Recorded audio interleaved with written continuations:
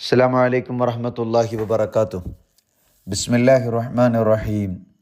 സ്നേഹധന്യരായ സഹോദരി സഹോദരങ്ങളെ, സുഹൃത്തുക്കളെ, അള്ളാഹുവിൻ്റെ അപാരമായ അനുഗ്രഹം കൊണ്ട് ഈ വർഷത്തെ റമദാനിലും സുഭാഷിതം ചിന്തകൾ നിങ്ങളുമായി പങ്കുവെക്കാൻ കഴിഞ്ഞതിൽ അള്ളാഹുവിനെ സ്തുതിക്കുകയാണ്. അൽഹംദുലില്ലാ അലാ കുല്ലി ഹാൽ.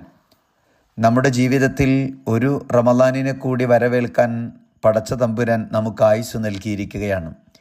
എത്രയോ മനുഷ്യർ റജബ് പിറന്നതു മുതൽ റമദാനിലേക്ക് ഞങ്ങളവ ബല്യഗന റമദാൻ എത്തിക്കണേ എന്ന് പ്രാർത്ഥിച്ചിരുന്നു. എന്നാൽ നമ്മുടെ പ്രിയപ്പെട്ടവരിൽ പലർക്കും പരിശുദ്ധ റമദാനിൽ എത്താൻ കഴിഞ്ഞില്ല. റജബിൽ അവർ യാത്ര അവസാനിപ്പിച്ചു. ഷാബാനിൽ പലരും നമ്മളിൽ നിന്ന് വിട്ടുപിരിഞ്ഞ് യാത്ര പോയി. എന്നാൽ നമ്മൾ ഭാഗ്യവാന്മാർ വിശുദ്ധമായ റമദാനിലേക്ക് പ്രവേശിക്കാനും അതിനെ വരവേൽക്കാനും ഈ പുതിയ സാഹചര്യത്തിലും നമുക്കതിനെ ഉൾക്കൊള്ളാനുള്ള മഹാഭാഗ്യം ലഭിച്ചിരിക്കുകയാണ്. റമദാൻ ഒരു സൗഭാഗ്യമാണ്. അതൊരു വിശ്വാസിയെ തേടിയെത്തുന്ന അനുഗ്രഹങ്ങളുടെ കാലമാണ്. സൗഭാഗ്യങ്ങളുടെ ഒരു വസന്തകാലമാണ്.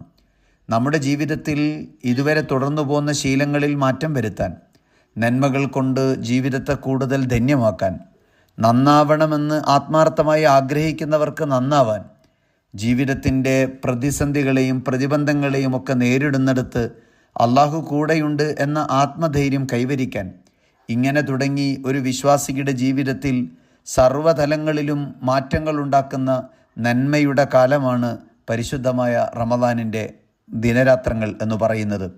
മാറുക, മാറ്റുക എന്നതാണ് റമദാനിൻ്റെ ഓരോ മിനിറ്റുകളും നമ്മളോട് പറയുന്നത്. ജീവിതത്തെ കൂടുതൽ നവീകരിക്കുക, ചിന്തകളെ മെച്ചപ്പെട്ടതാക്കുക, പ്രവർത്തികളെ റബ്ബിൻ്റെ പൊരുത്തത്തിലാക്കുക. പരിശുദ്ധ റമദാൻ വന്നു, അത് അനുഗ്രഹങ്ങൾ കൊണ്ട് നിങ്ങളെ തഴുകിത്തലോടി സ്വീകരിക്കാൻ ഒരുങ്ങി നിൽക്കുകയാണ്.